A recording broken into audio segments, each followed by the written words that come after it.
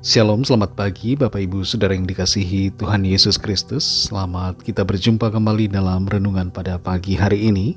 Kita bersyukur karena penyertaan Tuhan, kasih karunia-Nya yang memampukan kita untuk ada sampai hari ini. Dan kalau kita masih ada hari ini, berarti Tuhan punya rencana buat kita.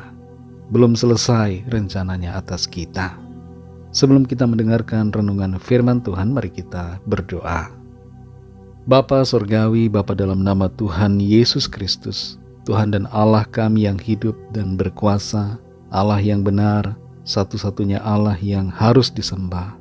Kami bersyukur untuk hari ini, bersyukur untuk anugerah-Mu. Kembali saat ini kami mau mendengar sabda firman-Mu, urapi kami Tuhan agar kami mengerti dan taat pada kehendak-Mu. Dalam nama Tuhan Yesus kami berdoa. Haleluya. Amin. Saudara yang dikasihi Tuhan, ayat firman Tuhan saat ini terdapat dalam surat Roma pasal 16 ayat 3-4. Tertulis demikian. Sampaikan salam kepada Priskila dan Aquila, teman-teman sekerjaku dalam Kristus Yesus. Mereka telah mempertaruhkan nyawanya untuk hidupku. Kepada mereka bukan aku saja yang berterima kasih, tetapi juga semua jemaat bukan Yahudi. Saudara yang dikasihi Tuhan, Johann Friedrich Riedel datang ke Sulawesi Utara pada tahun 1831 dengan tujuan untuk melayani jiwa-jiwa yang ada di sana dengan kabar Injil. 6 tahun sesudahnya, yaitu di tahun 1837, Johann Gottlieb Squarz datang juga dengan tujuan mengerjakan amanat agung Kristus di sana. Riedel dan Squarz kemudian bekerja bersama-sama, menjadi kawan sekerja dalam pelayanan. Mereka membangun sekolah dan gereja, serta memberikan dampak yang penting bagi perkembangan pendidikan dan juga kerohanian masyarakat yang ada di sana. Tuhan seringkali menempatkan orang-orang tertentu untuk menolong, menopang ataupun bekerja bersama-sama dalam pelayanan dan dalam mengerjakan visi panggilan Tuhan bagi kita. Bentuk kerja bersama itu bisa bermacam-macam sesuai dengan karunia dan panggilan masing-masing. Kita perlu bersyukur karena kehadiran orang-orang yang Tuhan tempatkan yang membantu kita dalam pelayanan. Dan bersamaan dengan itu juga kita perlu menempatkan diri kita untuk mengambil bagian dalam mengerjakan panggilan Tuhan dengan menjadi kawan sekerja bagi orang lain yang ada dalam misi Tuhan. Kita baca dalam Roma 16 ayat 3-4 ini. Sampaikan salam kepada Priskila dan Aquila, teman-teman sekerjaku dalam Kristus Yesus. Mereka telah mempertaruhkan nyawanya untuk hidupku. Kepada mereka bukan aku saja yang berterima kasih, tetapi juga semua jemaat bukan Yahudi.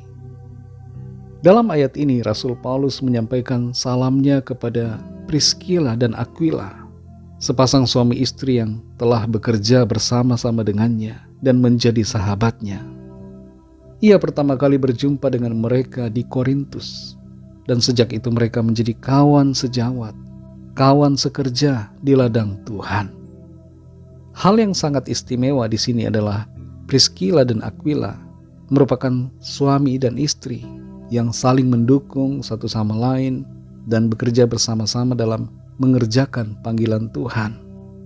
Kondisi seperti ini sangat ideal, sangat baik sekali. Sayangnya tidak sedikit suami dan istri yang bermusuhan meskipun satu rumah, berbeda dalam keyakinan, berbeda dalam visi, motivasi, resolusi, dan rencana, sehingga tidak saling bekerja sama. Yang ada malah saling menjatuhkan. Persahabatan dan pertalian kerjasama seharusnya dimulai dari dalam keluarga. Suami dan istri perlu saling mengenali tujuan bersama dalam panggilan dan rencana Tuhan dan mengerjakannya bersama-sama untuk kemuliaan Tuhan. Priskila dan Aquila adalah pengusaha. Mereka membuat tenda, menjualnya. Tapi mereka adalah pengusaha yang cinta Tuhan dan memfungsikan diri mereka sebagai alat kemuliaan Tuhan.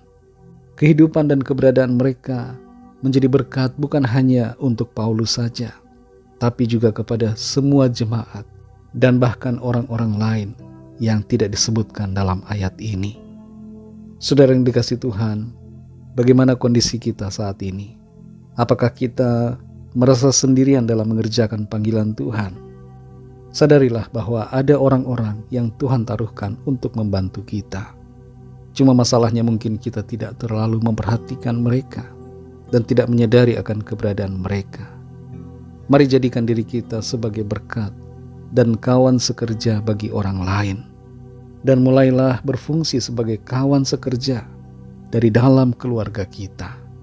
Meskipun mungkin ada tantangan dari pasangan hidup, dari anak, dari saudara, dari anggota keluarga, tetaplah setia dalam mengerjakan panggilan Tuhan.